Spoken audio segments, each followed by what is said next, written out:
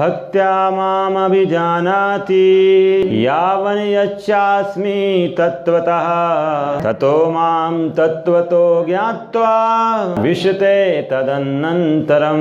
केवल भक्ति से मुझ भगवान को यथारूप में जाना जा सकता है। जब मनुष्य ऐसी भक्ति से मेरे पूर्ण भगवान भावनामृत में होता है तो वह वैकुंठ जगत में प्रवेश कर सकता है। तो ये आप देख रहे हैं इस श्लोक में बहुत विशेष बात भगवान ने बोली है।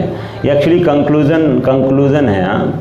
पूरे जो भागवत गीता भगवान ने अब तक बोली उसको एक समरी है, उपसंहार है, बिल्कुल मोस्ट इम्पॉर्टेंट वर्सेस में से है। तो भगवान ने यहाँ साफ साफ एक फॉर्मूला दिया है कि मुझे जानना है तो सिर्फ एक ही उपाय है, भक्ति का माध्यम।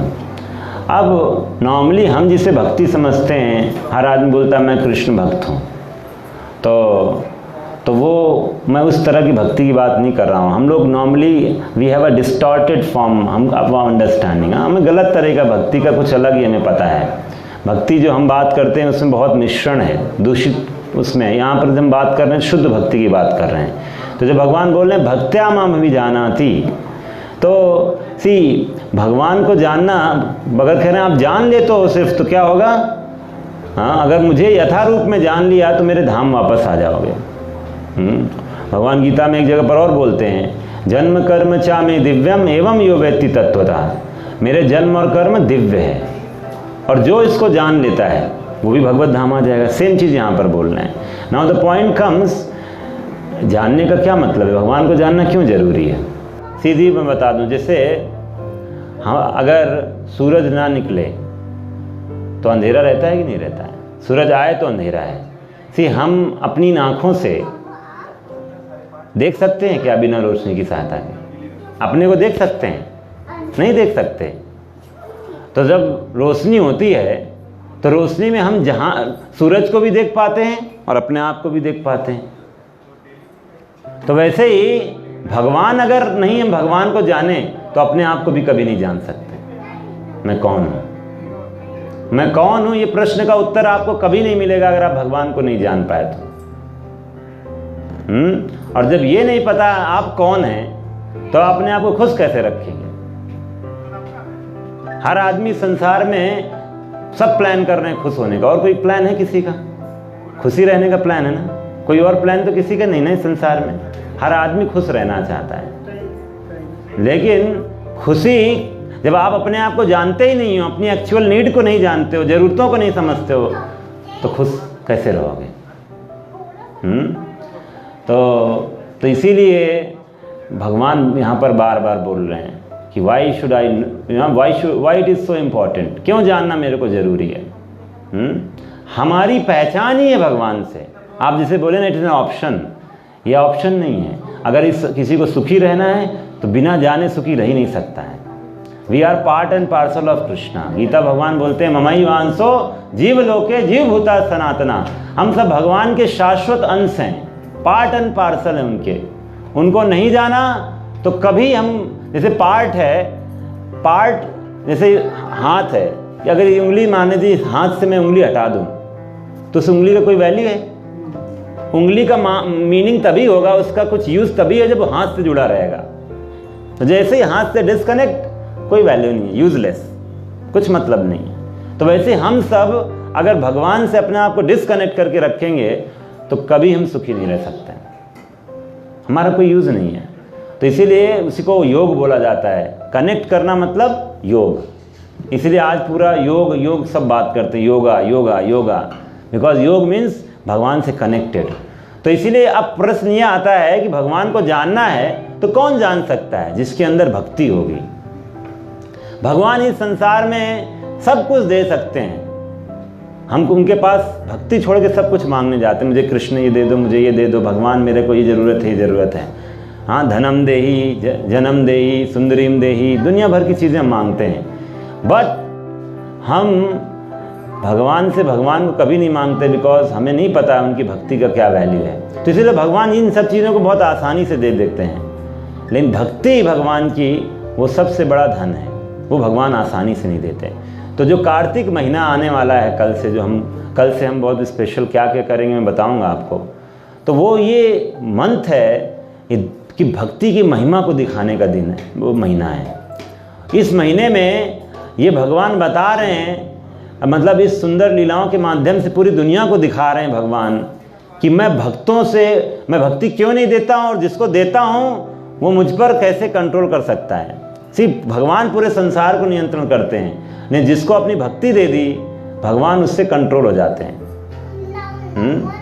तो इसीलिए भक्ति नहीं देते हैं जल्दी, तो इसलिए भगवान बोले भक्ति ही मेरे को जान सकता है। और इसीलिए इस दामोदर कार्तिक मास का जो सबसे इसके कई नाम हैं, कार्तिक मास बोलते हैं, 12 महीनों में सबसे पावन कार्तिक मास को बोला जाता है। और इस विशेष इस मंथ में, और इसको एक नाम और भी है जो ज़्यादा विशेष है, वो बोलते हैं दामोदर मंथ,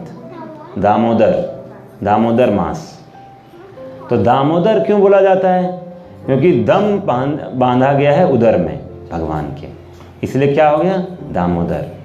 मतलब सोचिए, मतलब भगवान को बांधा गया है इस महीने में, कृष्ण को बांधा गया है, जिनके अंदर अगर देखा जाए तो सारे ब्रह्मांड हैं, उनको भी बांध दिया गया रस्सी से। तो ऐसा कैसे पॉसिबल है? तो वो जो आप देख रहे हैं ना वो फोटो, वही है एक्चुअली इस मास का जो मेन फोटो है। इसी को कल से हम दामोदर, इनको हम दीप दान करते हैं। तो दामोदर, तो माँ ने रस्सी बांध दिया है बेटे को, उखल से बांध दिया है। तो भगवान दिखा रहे हैं इस महीने में कि मैं अपने किन भक्तों से बंध जाता हूँ।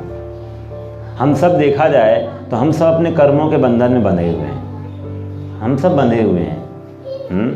ये कर्म के जो रस्सी है ना, हम जन्मों जन्म उसी रस्सी से हर बार 84 लाख योनि में आ रहे हैं, बार बार हमारा जन्म हो रहा है। और मतलब ऐसे जैसे बहुत बार लोग बोलते हैं, प्रश्न पूछते हैं, ये ऐसा जन्म क्यों हुआ, इसका ऐसा क्यों हुआ, वो ऐसा कर रहा है, ऐसा क्यों हुआ। बहुत प्रश्नों का मैं उत्तर नहीं समझ में आता कैसे है। तो ये सब का एक ही उत्तर होता है कि हम सब के करोड़ों जन्म हो चुके हैं, और उन सब का हमारे ऊपर बैगेज है कर्म का। कभी कभी आप चल रहे हैं, रास्ते में ठोकर लग गई, आप कुछ नहीं कर रहे हैं, कोई आके आपको गाली दे दिया, आप बड़े अच्छे चल रहा है, आपका लॉस हो गया। ये सब ऐसे नहीं होता है कि बाई चांस हो गया है, हम सब के ऊपर बहुत कर्मों का बंधन है। तो वही तो इसीलिए भगवान गीता में बोलते हैं, जो मेरी एक बार शरण में आ जाता है, भगवान बोलते हैं मैं उसके सारे पापों को ले लेता हूँ। तो मतलब हमारा सारा बंधन हट जाता है। तो भगवान को जानने के लिए हमारे अंदर विशुद्ध भक्ति, शुद्ध भक्ति का हमारे अंदर होना चाहिए, अदरवाइज नहीं। तो इसीलिए ये जो मास है, तो इस महीने का मैं आपको सुंदर सा पास टाइम बताता हूँ। हुआ क्या, जैसे दीपावली का दिन आता है, ये सब कार्तिक में सब कुछ आता है, गोवर्धन पूजा और आपका गोपाष्टमी, और आपका अभी राधा कुंड का भी प्राकट्य होता है, और बहुत कुछ बहुला अष्टमी, और अभी जैसे तो ये दीपावली जो आती है, तो उस दिन विशेष क्या हुआ, दीपावली का दिन था, यशोदा माँ के पास बहुत कंप्लेन आती हैं, क्योंकि बहुत कंप्लेन आती थी कि मेरा बेटा चोरी कर रहा है। हाँ, कृष्ण चोरी करते हैं तो उनका मतलब हमें नहीं सोच रहे उनके पास कोई कमी है। भगवान चोरी करते हैं क्योंकि वो भाव चुराते हैं भक्तों का, क्योंकि हर माँ यही चाहती है कि कृष्ण मेरा पुत्र बने। हर माँ का ये भाव रहता है। कृष्णा को सब ब्रज में भगवान को ही सबसे ज़्यादा प्रेम करते, लोग अपने बच्चे को इतना प्रेम नहीं करते जितना कृष्णा को प्रेम करते हैं। तो हर माँ का ये इच्छा रहता है कृष्णा की किसी तरह से सेवा करे, कृष्णा को खिलाए।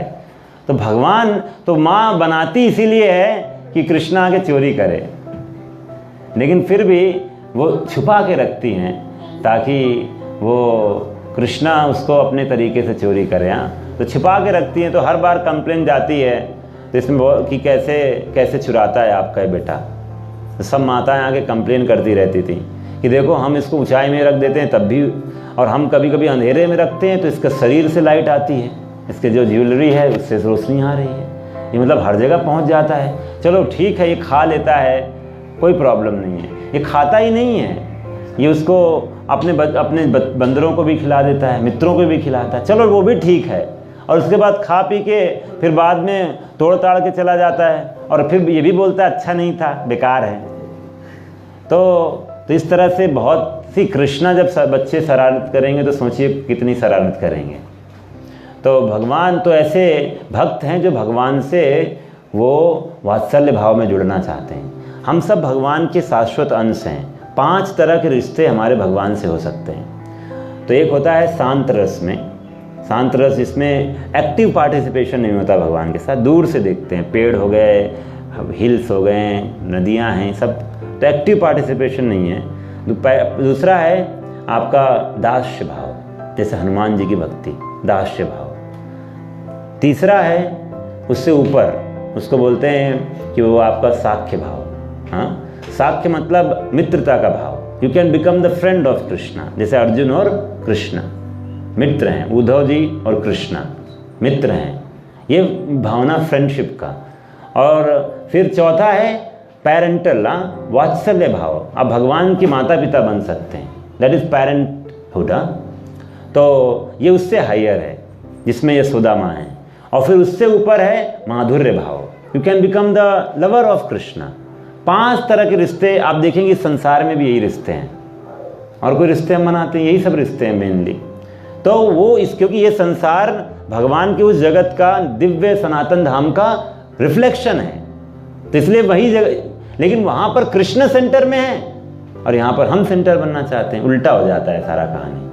वहाँ सबको, पूरे ब्रज का, वृंदावन का मेन सेंटर भगवान है, यहाँ पर हम बनना चाहते हैं, हर रिश्ते का सेंटर हम बनना चाहते हैं। तो इसीलिए हम दुख में हैं, आर्टिफिशियली हम अपने आप को इमिटेट कर रहे हैं कृष्ण बनने का। तो इसीलिए 5 तरह के रिश्तों में ये तो ये यशोदा माँ का जो रिश्ता है वो माँ का रिश्ता है, वात्सल्य भाव का।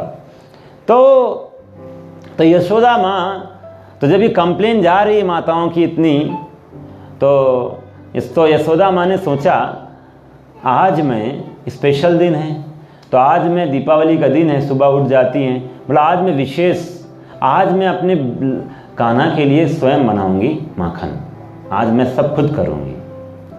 तो उन्होंने बेस्ट, जो सबसे बेस्ट गायें थी उनकी, तो उन गायों का दूध और सारा व्यवस्था करके आग में चढ़ा के वो जल्दी उठ गई थी, सब करना शुरू कर दिया। आज उन्होंने अपने जितनी मेड सर्वेंट थी उनको बाय बाय बोल दिया, बोला आज मैं करूँगी। तो इसलिए तो कृष्णा वो बिस्तर में थे, देखा माँ नहीं है तो गुस्सा आया, भूखे थे, और तो देखा तो जिसके छोटे से थे, तो छोटे से थे तो वो तो डायरेक्ट जंप नहीं मार सकते हैं, तो ये जो होता है ना किनारे, हाँ, तो इसका पावदान, ये क्या बोलेंगे इसको आप, पैर जो था, तो उसके पैर के सहारे आके नीचे उतर गए। उतर के माँ के पास पहुँचे, माँ काफ़ी बड़ा जाड़ था उससे वो मथ रही थी दही और ये सब, तो मक्खन निकाल रही थी।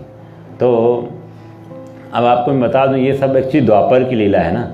द्वापर में बहुत मतलब हमारा शरीर इसका लगभग मान के चलिए 10-10, 12-12 फीट का हाइट होता था। तो यू कैन इमेजिन द कितना बड़ा बड़ा मटका होगा, क्या यशोदा माँ कैसे कर रहे हैं। भगवान आए, हल्का तो छुए तो रुक गया, पकड़ लिए पूरा हाथ पकड़ के और कर नहीं दिया, मतलब मुझे भूख लगी है। तो माँ जब उनको दूध पिला रही है तो वहाँ पर रखा हुआ है, वो क्या बोलते हैं, एक आग में दूध रखा हुआ है, गर्म हो रहा है। तो जो आग है, दूध है, वो जो दूध गर्म हो रहा है, तो वो सोच रहा है अरे अब तो जो माँ का प्रेम है वो तो उसका कोई लिमिट नहीं है यशोदा माँ का, तो बोला मेरा क्या यूज़ है। तो वो अपने आप को आग में सुहा कर रहा है, वो उबल के सुहा हो जा रहा है। ये आध्यात्मिक जगत है, इसमें हर चीज़ चेतन होती है। और जब ऐसा हो रहा है तो यशोदा माँ भी देखा नहीं जा रहा, बोला नहीं कोई सेवा में लग रहा है तो उसको सेवा में लगाना है। तो उन्होंने जाके उसको आग से हटाया, तो बेटे को हटा दिया, बेटा नाराज़ हो गया, बोला माँ मेरे को छोड़ के चली गई। तो उन्होंने उठाया और सब तोड़ ताड़ के बिखरा के चले गए। और अब उनको डर भी लग रहा है माँ पकड़ेगी, तो भाग गए बहुत जल्दी। माँ अब देखी, अच्छा, तो देखा भाग तो गए लेकिन उनके पैरों के निशान साथ में जा रहे हैं, जहाँ जहाँ भाग के छिप गए वो, तो तो इस तरह से वो जा रहा है, माँ उनको पकड़ने के लिए दौड़ रही, भाग रहे हैं। भागते भागते इतने चालाक कृष्णा, बोला ऐसा सबके सामने जाऊंगा तो शायद ना मारेगी, तो इसलिए वो बरामदे में आ गए थे भागते भागते। और तब तक माँ ने पकड़ लिया। तो कृष्णा जिनको बड़े बड़े योगी ध्यान के द्वारा भी नहीं पकड़ पाते हैं, उनके चरणों के नाखून भी नहीं ध्यान में आते हैं, उन कृष्णा को यशोदा माँ ने दौड़ के पकड़ लिया है। कृष्णा को पकड़ना इतना आसान नहीं है, कोई नहीं पकड़ सकता है। काल्यवन वो दौड़ के पकड़ रहा था कृष्णा को, एक राक्षस जो था, वो पकड़ दौड़ के, कृष्णा भागते गए, जरासंध भाग रहा है, पकड़ नहीं पाया कृष्णा को, लेकिन यशोदा माँ ने पकड़ लिया। तो इससे समझ रहे हैं, भक्त्या माम अभिजानाति, सिर्फ भक्ति से ही कृष्ण को जाना या पकड़ा जा सकता है, और कोई तरीका नहीं। तो ये जो लोग सोचते हैं, जैसे ये दुर्योधन वो कहता है कि भगवान बोले 5 गांव दे दो इनको, 5 पांडव 5 गांव दो, क्योंकि ये क्षत्रिय हैं, इनको शासन करना इनका धर्म है, नहीं करेंगे तो फिर करेंगे क्या। तो एटलीस्ट तुम इतना बड़ा राज्य, पूरी दुनिया को शासन करते हो, 5 गांव तो दे सकते हो ना। नहीं, सुई की नोक के बराबर भी नहीं दूंगा। अब बोला इसको, ये जो मैसेंजर बन करा इसको पकड़ो। पहले कृष्ण को पकड़ने चला दुर्योधन, बोला बांध दो इसको, तो वो भी बांधने चला था। भगवान ने अपना विराट रूप दिखा दिया वहाँ। कौन रस्सी बांधेगी उनको, कोई नहीं बांध सकता कृष्ण को। लेकिन यशोदा माँ दौड़ के पकड़ ली हैं कृष्ण को, और जब पकड़ ली तो अब भाई ये सीन जो अब चल रहा है, पकड़ ली तो उनकी आंखों से आंसू गिरने लग गए, आंखों से उनके काजल जो था वो भी धुल के नीचे आ रहा है। और अब यशोदा माँ कह रही इसको मैं सबक सिखाती हूँ, इसको बांध देती हूँ। बांधने के लिए उन्होंने रस्सियाँ गौशाला से सब मंगाना चालू किया, रस्सियाँ बांधना चालू कर। जैसे रस्सी बांधती हैं 2 अंगुल रस्सी छोटी पड़ जा रही है, फिर लाई, फिर से 2 अंगुल छोटी, बार बार करती चली गई। अब आप देखिए, आप मतलब मान लीजिए माँ हैं, अब बच्चा को बांध नहीं पा रहे हैं, कितनी बेइज्जती है। तो उधर बाकी जो माताएं वहाँ हंस रही हैं, देखो कितनी देर से प्रयास चल रहा है, मतलब काफ़ी देर से, वो घंटों हो गए और वो बांध ही नहीं पा रहे हैं। क्या हो गया समझ में नहीं आ रहा है, क्या हुआ। तो बहुत ज़्यादा परेशान है वो। और अब भगवान ने देखा कि माँ वास्तव में बहुत ज़्यादा परेशान है, तो फिर वो बंध गए और माँ ने बड़े आसानी से। तो बताते हैं ये जो 2 अंगुल हैं, ये एक्चुअली क्यों भगवान, तो 2 अंगुल होता है एक भक्त का प्रयास। हम कृष्ण को कैसे पा सकते हैं, भक्त का स्वयं का प्रयास। तो यशोदा ने बहुत प्रयास किया, लेकिन फाइनली भगवान की कृपा, प्रयास और कृपा, ये 2 चीज़ें बहुत ज़रूरी हैं। यही इस 2 अंगुल का आचार्य लोग हमें समझाते हैं। तब वो जब यशोदा ने बांध दिया, उखल से बांधा है, उखल से बांध दिया है। अब वो चली गई हैं, बोला बंधे रहो कुछ देर, तब तुमको ठिकाने आएगा, क्योंकि वो चाह रही थी शैतानी न करे तो बांधना भी उचित था, तो चली गई बांध के। अब कृष्णा के फ्रेंड आ गए, बोला मज़े ले रहे हैं। अब वो कृष्णा के मित्र आ गए हैं, क्योंकि अब किसी की हिम्मत नहीं है कि वो रस्सी को खोल दें, क्योंकि माँ ने बांधा है। और मैंने आपको अभी बताया, शांत रस, दास्य रस और फिर साक्ष्य रस। साक्ष्य रस से ऊपर है वात्सल्य रस। तो साक्ष्य रस वाले वात्सल्य रस्सी को छेड़ने हिम्मत नहीं है कि उस रस्सी को खोल सकते हैं, तो इसलिए वो खोल नहीं पाएंगे। और अब बस वो दूर से बस मज़े ले रहे हैं। बोला देखो फंस गया भाई, फंस गया कान्हा, आज फंस गया, आज आया ऊँट पहाड़ के नीचे। तो ऐसे से चल रहा है। और लेकिन कृष्णा जब स्वयं बंधे हैं, तो अब उनको ध्यान आ रहा है अपने उस भक्त नारद की स्टोरी, क्योंकि नारद जी ने, क्योंकि जो बंधा है वही बंधे की भावना को समझ सकता है। तो 2 पेड़ थे नंद गांव में, उनके नंद भवन के अंदर, तो बरामदे में, जो उनको बोलते हैं नल कुबर और मणिग्रीवा, कुबेर के 2 पुत्र थे, जो हजारों साल से, क्योंकि उनको श्राप दिया था नारद जी ने कि तुम्हारा जन्म पेड़ के रूप में हो।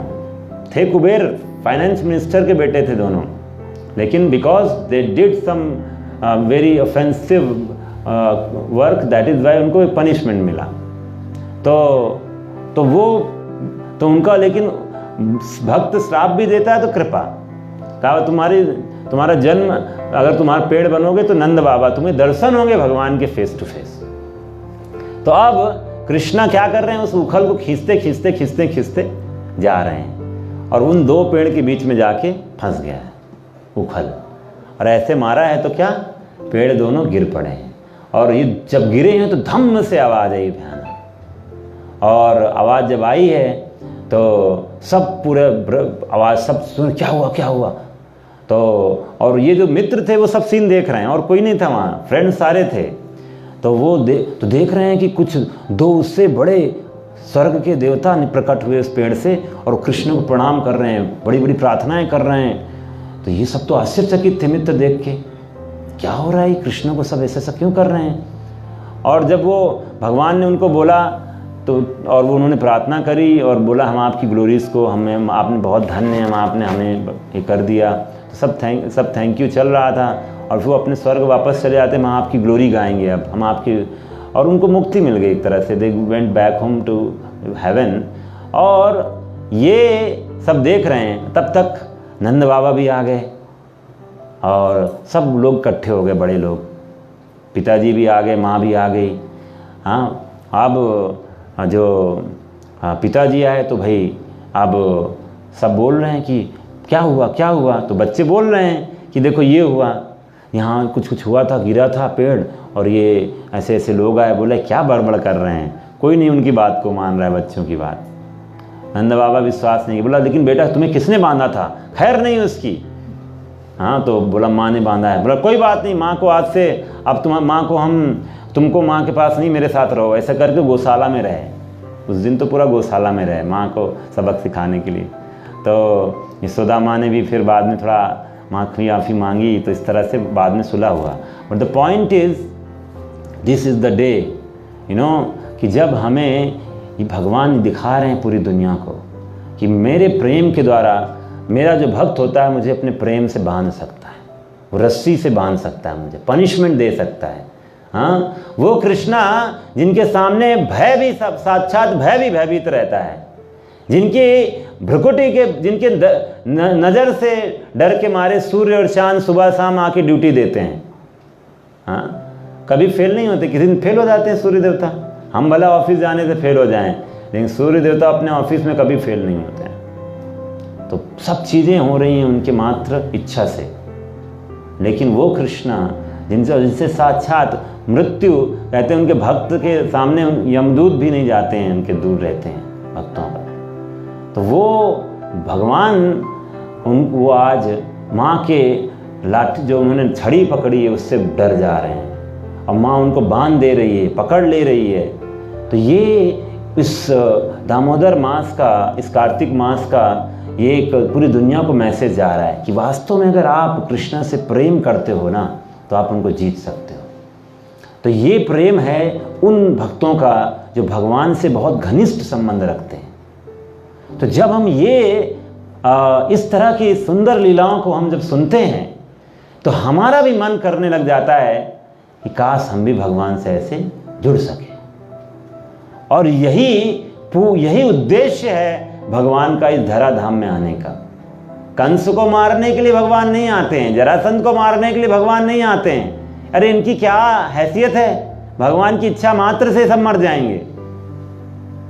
हाँ, भगवान सिर्फ इस संसार में आते हैं तो हम जैसे बद्ध जीवों को अपनी सुंदर आकर्षक मनमोहक लीलाओं से आकर्षित करने के लिए, ताकि हम इन सुंदर लीलाओं को सही माध्यम से श्रवण करें और फिर हमारे हृदय में भी उनके प्रति, उनसे जुड़ने की जो आशा है वो जागृत हो जाए।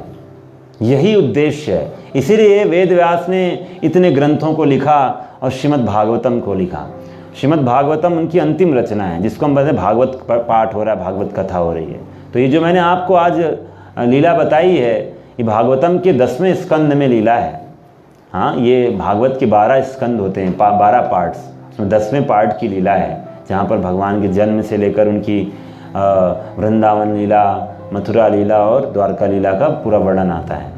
तो ये भगवान इतनी सुंदर आकर्षक लीलाएं इसीलिए करते हैं ताकि क्योंकि हम सबको इस संसार में स्टोरी सुनने का तो है ना, हम सब तो सुनते हैं, हम सब तो किसी को हम देखिए आज इतनी लोग इतना तरह के सीरियल, ड्रामा, मूवी सब देखते हैं। क्यों देखते हैं? क्योंकि हमें सुनने का, देखने की इच्छा है। हम चाहते हैं कोई हमारे सामने ऐसा एक्टर आए, एक्ट्रेस आए जो हमें आकर्षित कर ले। हम सब स्टोरी सुनने के बहुत आदी हैं। तो जब इतनी सुंदर लीलाओं को हम सुनते हैं तो अपने आप ही हमें इस संसार की so called third grade hero heroine का स्टोरी सुनने बंद हो जाता है। ये थर्ड ग्रेड है, पर्दे के पीछे हीरो हैं। क्यों? वे असली हीरो हैं क्या वो जो हम देखते हैं? सब पर्दे के पीछे स्टंट मारते हुए नजर आते हैं। कृष्णा जब जंप मारते हैं कदम से कालिया के 100 सिर के ऊपर, तो वो असली स्टंट है। अरे भगवान बांसुरी बजाते हुए डांस भी कर रहे हैं, सोचिए, और किसके सिर के ऊपर? कालिया के ऊपर। ऐसा डांस कहीं देखने को मिलेगा? पूरी दुनिया कोई मूवी बना पाएगा ऐसा? हाँ, तो जब भगवान आते हैं, हाँ, पूरा भक्तों की रक्षा के लिए भगवान ने गोवर्धन तक पूरा उठा लिया। हाँ, तो ऐसा हीरो कहीं नहीं मिलेगा आपको। तो इसीलिए जब हम इतनी सुंदर लीलाएं देखते हैं कि भगवान अपने भक्तों के लिए क्या नहीं कर गुजरते हैं, तो हम उनके प्रति हम जुड़ना चाहेंगे उनसे। और ये भावना जिस दिन आ गई कि नहीं मुझे कृष्ण से जुड़ना है, और उसी दिन भगवान हमारे लिए सारा व्यवस्था करना शुरू कर देते हैं। यही मानव जीवन का उद्देश्य है। मानव जीवन का उद्देश्य ये नहीं है कि अरे रोटी कहाँ है, कपड़ा कहाँ है, खाना कहाँ है, रहना कहाँ है। ये मानव जीवन का उद्देश्य नहीं है। ये तो चींटी भी कर रही है, हाथी भी कर रहा है, सुअर भी कर रहा है। कौन नहीं कर रहा है? 84 लाख योनियों में कौन नहीं कर रहा है? मानव जीवन इस काम के लिए नहीं बना है। भगवान चींटी क्या नौकरी करने जाती है क्या भाई? चींटी मकड़ी क्या वो आर्किटेक्चरल इंजीनियरिंग सीखती है?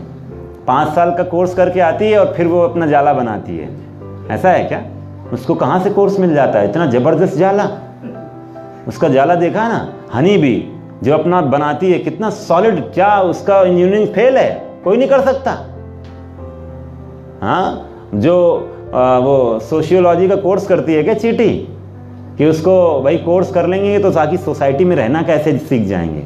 चींटियाँ इतनी एक्सपर्ट हैं, उनका एक रहती है रानी, या क्वीन। जैसे मक्खियों में भी सब में एक क्वीन रहती है। क्वीन को सब फॉलो करते हैं। का परफेक्ट सिस्टम है सोशल स्ट्रक्चर।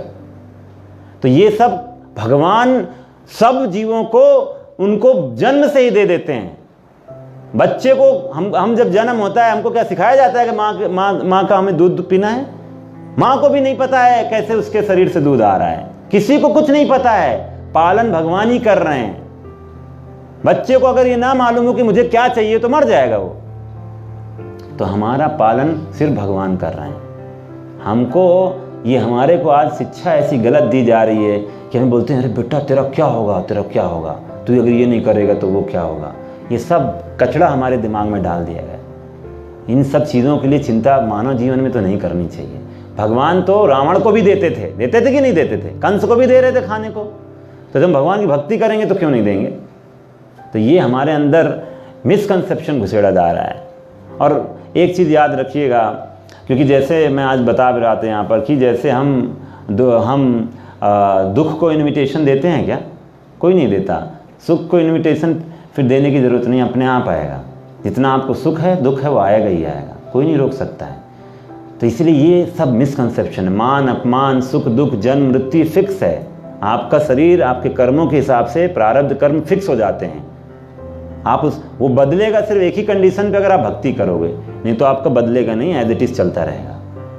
भक्ति से हमारे सारे पुराने कर्म और आने वाले कर्म तो बनेंगे नहीं और पुराने कट जाएंगे। क्योंकि भक्ति मीन्स आप अपने कर्मों को शुद्ध कर देते हो, तो आपके सेंटर में भगवान आ जाते हैं। तो कर्मों का फिर रिएक्शन नहीं होता है, अच्छा और बुरा जो रिएक्शन होता है ना, तो वो सब बंद हो जाता है। तो इसीलिए आप सबसे रिक्वेस्ट है कि इस दामोदर मंत्र का मैं थोड़ा सा बस 1 मिनट ग्लोरी सुनाऊंगा कुछ आपको। 2-4 पुराणों के कोट हैं, जिससे आपको पता चल जाएगा कि जो मैं बोल रहा हूँ मैं आपको झूठ नहीं बोल रहा हूँ, सही बोल रहा हूँ प्रमाण के साथ। तो इसमें बोला जाता है कार्तिक का जैसे जो व्रत है उसको ऊर्जा व्रत भी बोलते हैं। और इसमें एक सबसे जो खास है जो मैं आपको इसमें बताना चाहूँगा, इसमें लिखा है, स्कंद पुराण से आता है। बोलते हैं when one offers a lamp, इस महीने में जो लैम्प घी का लैम्प या ऑफर करते हैं, तो his sins of many thousands and millions of birth perish in half an eye blink, आँख पलक झपकते ही चला जाएगा।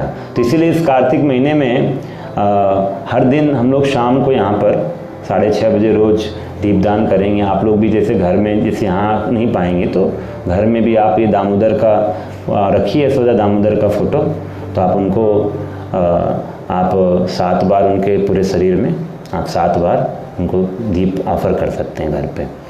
Even if there is no mantras, no pious deeds, no purity, everything becomes perfect when a person offers a lamb during the month of Kartik. A person who during the month of Kartik offers a lamb to Lord Keshava has already performed all yajnas. अगर कोई बस ये कर देता है तो उसका मतलब उसने सारे यज्ञ कर लिए हैं, हाँ, और उसने वो सारा फल प्राप्त कर लिया है जो bathing in all Holi reverse. आप जितनी पवित्र नदियों का स्नान करें उसका भी फल को आपको मिल जाएगा सिर्फ आपको दीपदान देने से। The ancestors say when someone is in family pleases Lord Keshava by offering him a lamb during the month of Kartik, then by the mercy of Lord who holds the Sudarshan Chakra in his hand, we will all attain liberation. तो भगवान बहुत जल्दी ऐसे भक्तों पे कृपा करते हैं। तो ये बहुत ही स्पेशल छूट का बम्पर ऑफर है भक्ति प्राप्त करने का कार्तिक महीने, बम्पर ऑफर।